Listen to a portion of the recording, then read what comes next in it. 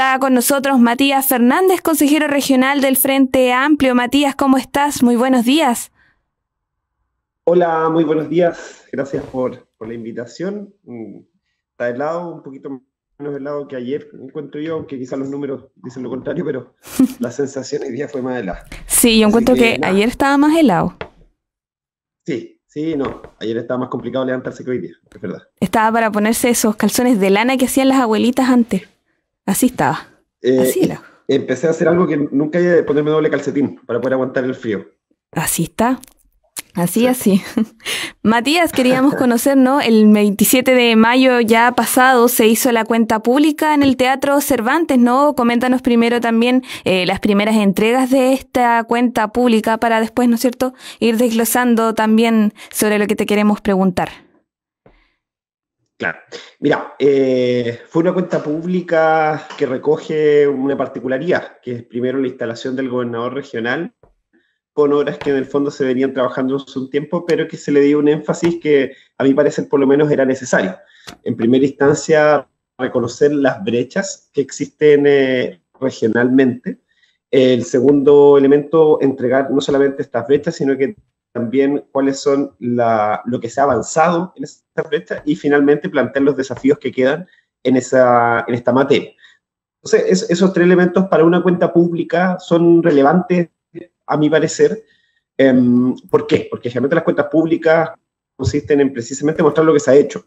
Y siempre hay un poco de autocomplacencia en eso en la institución pública, es decir, como hemos avanzado en esta cantidad en inversión, hemos avanzado en la construcción de tantas estrategias, o sea, de tantas infraestructuras, etcétera. Entonces, si bien gran parte de la cuenta pública es eso, o sea, como hablar de esos datos, el incorporar estos otros tres elementos creo yo que se hizo interesante y ahí poner algunos ejemplos. Hablar precisamente cuál es el déficit de vivienda que existe hoy día en la región o de hablar precisamente del déficit de infraestructura o plantear la estrategia regional de desarrollo como una herramienta que puede cambiar la región, pero que en el fondo está al debe con la participación ciudadana. Entonces, todos esos elementos creo yo que dotaron a una cuenta pública que si bien no es la ideal, porque nos encontramos también en una situación difícil de poder avanzar como nos gustaría desde la institución pública, sí da cuenta por lo menos de un cambio de timón importante en relación, por ejemplo, a la última cuenta pública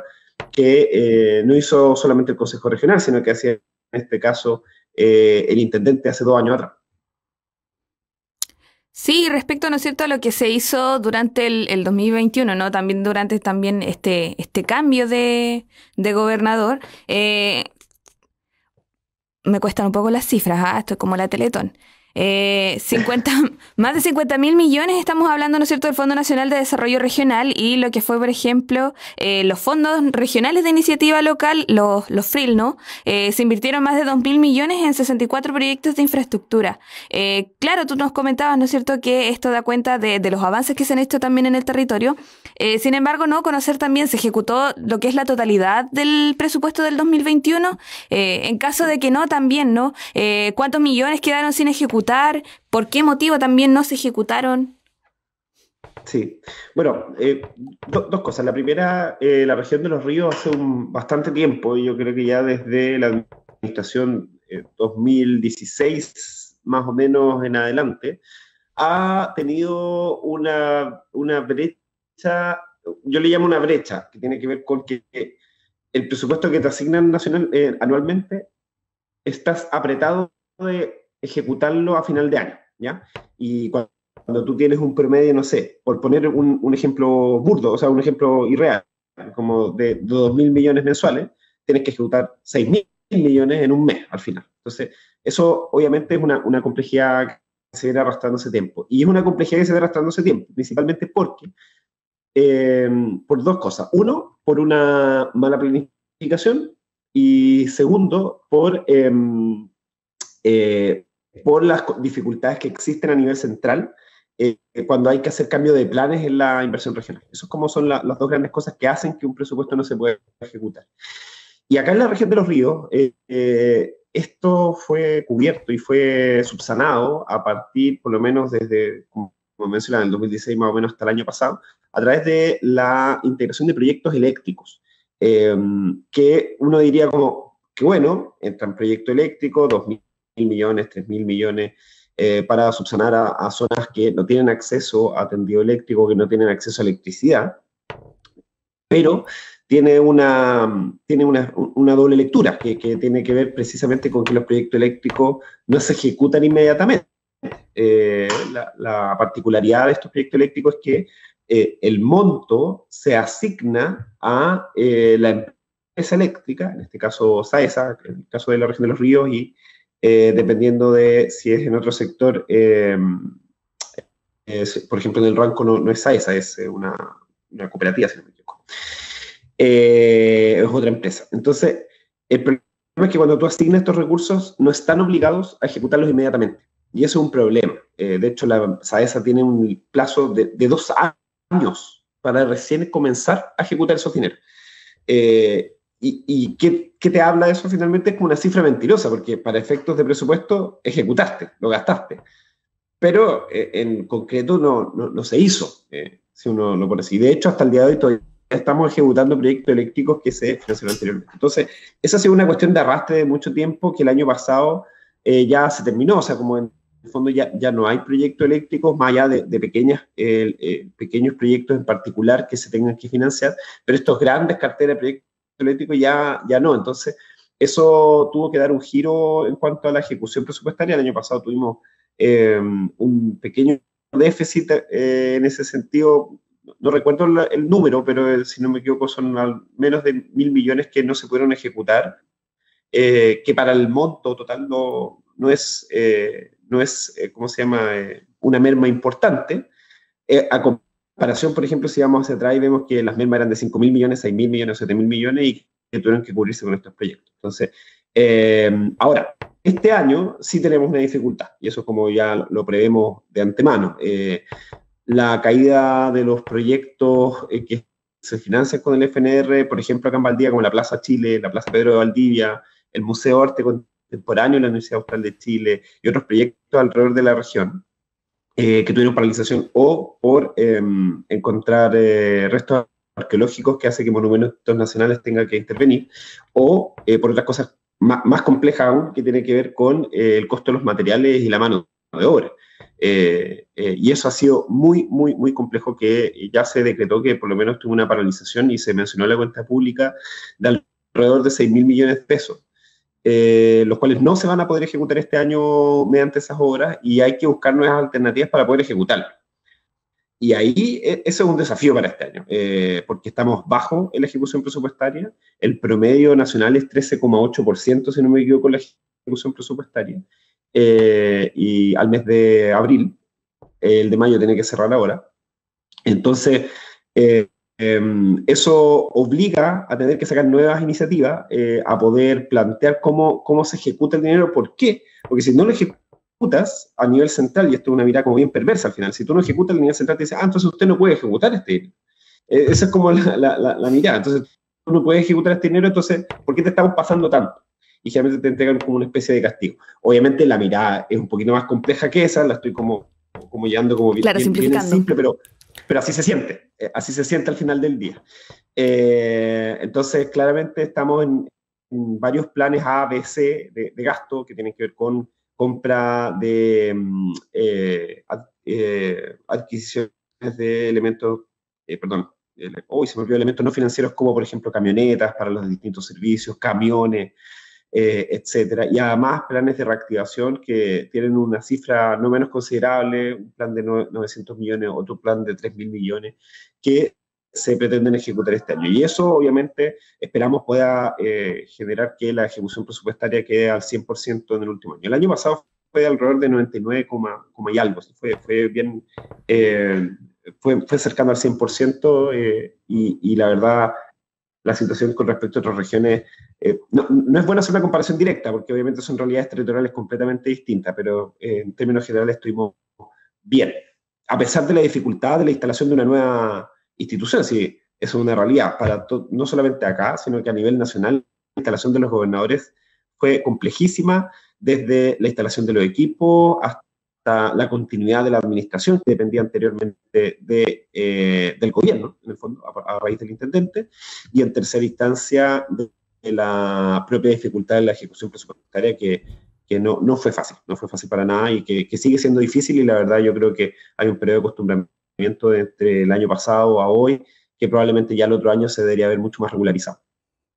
Sí, tú lo sacaste, ¿no? A colación también el tema de que, claro, son alrededor de 8 proyectos, si no me equivoco, los que quedan paralizados, ¿no es cierto?, debido a este reajuste.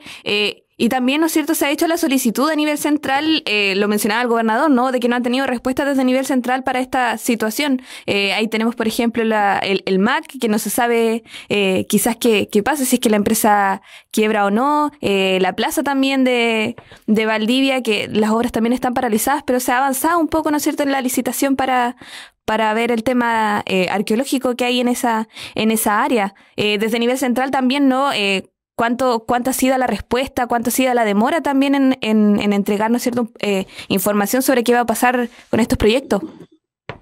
Sí, mira, allí hace poquito fue el gobernador con un equipo de consejeros a Santiago, y esos que se vienen haciendo desde el día 1, tanto, no solamente a nivel central con la dirección de presupuesto, que entiende completamente la situación, sino también con las áreas involucradas, por ejemplo, con el Consejo de Monumentos Nacionales, que es el caso del MAC, en este caso de la Plaza Chile Perú. Y si bien hay rigidez de estas estructuras a nivel nacional, a nivel central, por lo menos se avanzó en destrabar administrativamente algunos puntos que permitan que, si el tiempo de reactivación, por poner un tiempo, está establecido de un año, se pueda acortar a mitad de tiempo, dependiendo de las gestiones y la aceleración de estos procesos administrativos, que los procesos administrativos tienen que ver con ciertos oficios que lleguen a las entidades correspondientes, que haya el personal que pueda hacer las revisiones, que se pueda hacer un modelo mixto, también se ha solicitado a nivel central para poder avanzar en parte de las estructuras sin detenerlas completamente. Y lo otro es que también cada proyecto tiene su particularidad. Hay proyectos que, por ejemplo, por la actualización de moneda, que se llama, que es año a año, el proyecto tiene un coste y cuando se cambia de año, se actualiza la moneda, se actualiza según IPC, y ese coste, en algunos de los proyectos, hace inviable seguir continuándolo para la empresa. Entonces, obviamente, cada caso se ve por separado. Hay proyectos que se hacen en conjunto con el MOP, por ejemplo, donde el GORE pone una parte y el MOP pone una gran parte, que tenemos que verlo en conjunto. Pero estas diligencias a nivel central se están haciendo, se está esperando que se pueda acelerar los procesos, no solamente con la dirección de presupuestos, que sin duda tiene que ser un aliado de las regiones, sino que también con las instancias centrales que hoy día tienen detenido por lo menos 2 o 3 proyectos que son de alta magnitud, como los del MAC, y como son las plazas Pedro Valdivia y la Plaza Chile, en relación a cosas como monumentos nacionales. Que también son visibles, ¿no? El tema de la paralización de los trabajos, y claro, también ahí la ciudadanía se cuestiona y dice, oye, al final, ¿qué va a pasar con esto, no? También ahí en el centro cerca de la municipalidad, las plazas, ¿no? También esa parte que está cercada, claro, no se ve movimiento, entonces, claro, la gente igual ahí cuestiona lo que el municipio, claro, porque en este caso ellos sacan el municipio, ¿no? No se conoce bien. Sí. Lo que está sucediendo, pero claro, acá estás tú, ¿no es cierto?, explicándonos qué acontece respecto a esta situación. Saltando a otro tema, ¿no? Hablemos sobre lo que va a ser el plebiscito del 4 de septiembre, y ya estamos finalizando mayo ya se fue, estamos ya casi en junio, julio va a pasar volando, vamos a estar en septiembre. El rol que va a tomar el gobierno también, ¿no es cierto?, lo que va a hacer en este plebiscito, ya el gobernador también anunció que él iba a tomar un rol para el apruebo. Coméntanos, ¿no es cierto?, esta situación respecto al plebiscito.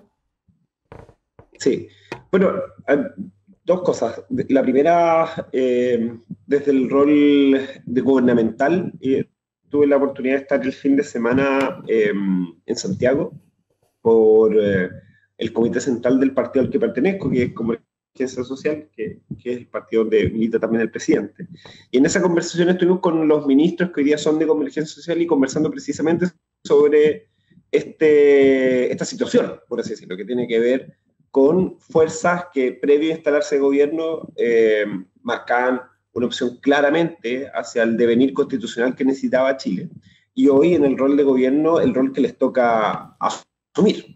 Y en ese sentido hay una claridad. Uno, que el gobierno va a respetar la institucionalidad que estime, o sea, no que estime, sino que dictamine también Contraloría en cuanto a la expresión justa de las opciones para la salida.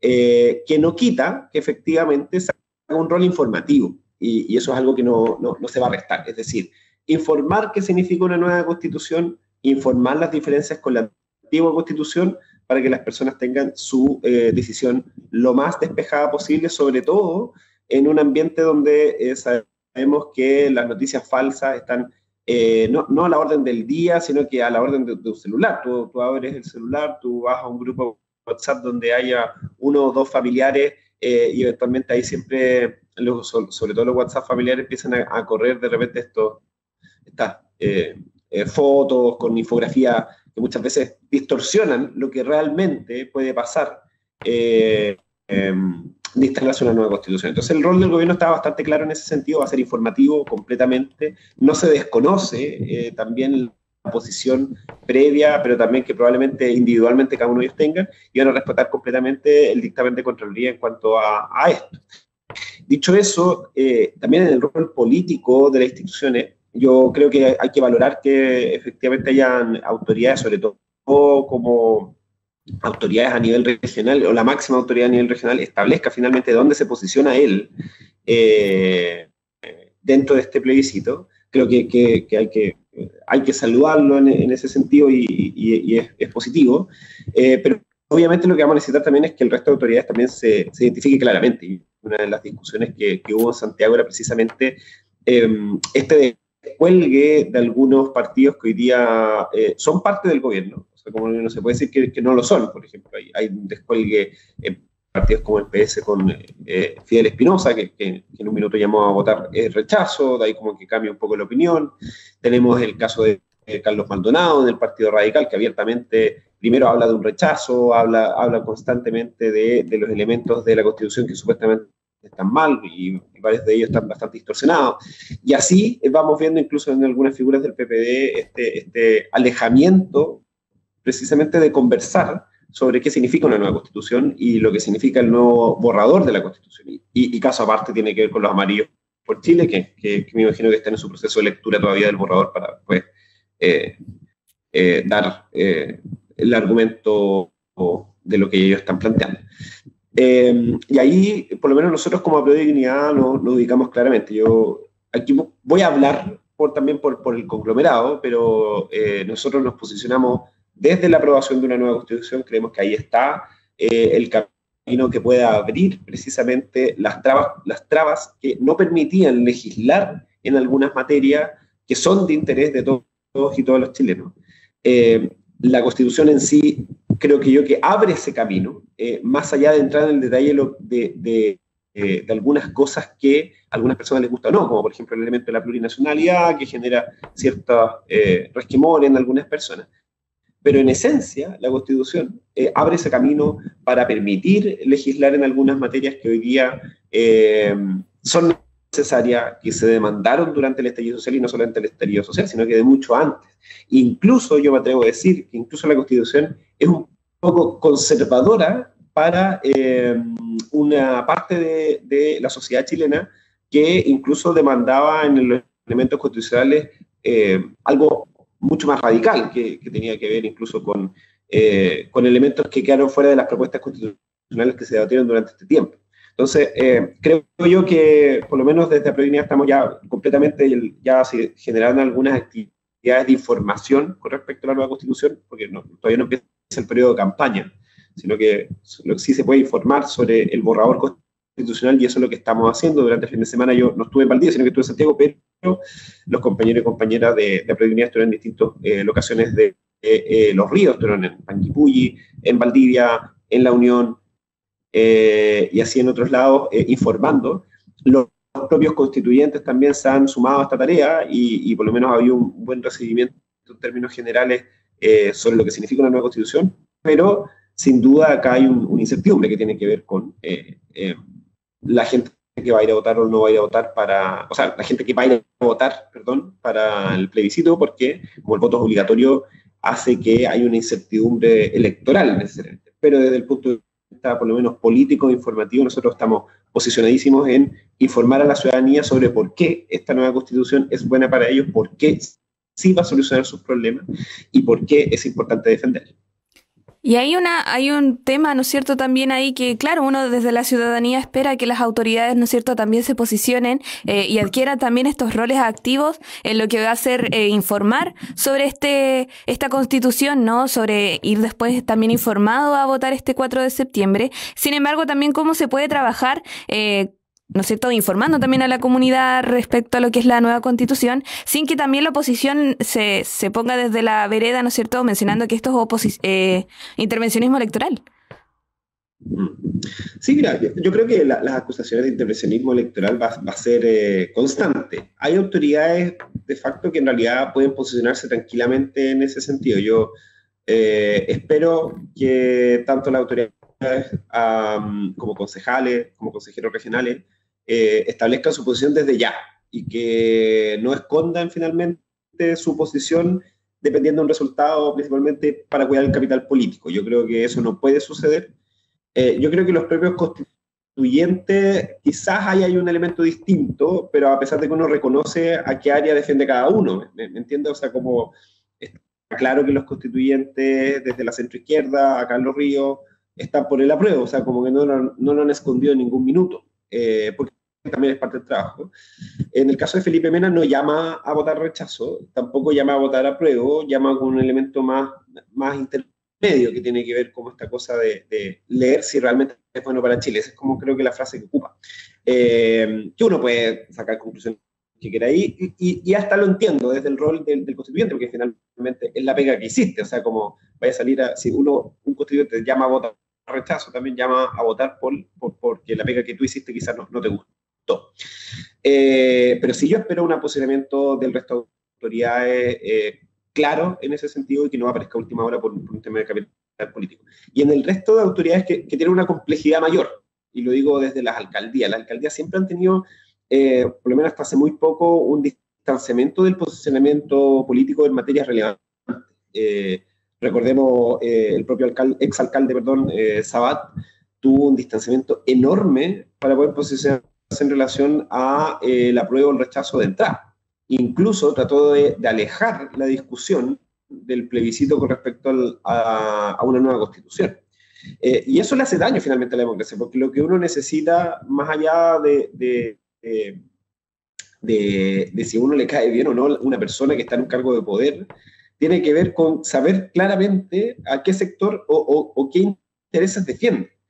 Y yo creo que las alcaldías obviamente van a también tomar el rol informativo, pero desde un punto de vista individual también se van a posicionar políticamente, y ahí claramente hay un rol que cumple las alcaldías de Valdivia, de Los Lagos, y esperemos que otras comunas también. Yo creo que tienen que sumarse a un elemento de informar, no desinformar. Obviamente hay comunas que pertenecen a un sector que viene hace rato hablando sobre el rechazo, y en esas comunas yo espero que por lo menos se haga, más allá de expresar la voluntad individual, sí pongan la información a disposición de forma lo más objetiva posible. Pero nada, yo mi llamado precisamente sobre todo a las autoridades políticas a posicionarse en este elemento, no desde interpelar al que está por la otra opción desde un punto moral, sino que desde lo que realmente puede cambiar en Chile si es que votamos una nueva constitución. Y que se den, ¿no es cierto?, también estos espacios de poder conocer, de poder dialogar respecto a este, por el momento, no borrador de la nueva Constitución, y poder ir informados a votar este plebiscito del 4 de septiembre. Matías Fernández, consejero regional del Frente Amplio. Mati, te agradecemos por estar junto a nosotros esta mañana conversando, ¿no es cierto?, sobre el gobierno regional, sobre la cuenta pública que fue el 27 de mayo y otros temas también relevantes para la región de Los Ríos. Oye, muchas gracias por la invitación y nada, cuando necesiten siempre disponible, un abrazo ahí en el estudio, también a todo el equipo que hace posible que la radio funcione. Un abrazo gigante. Gracias, Matías, que estés muy bien. Que estén bien, cuídense. Chao, chao.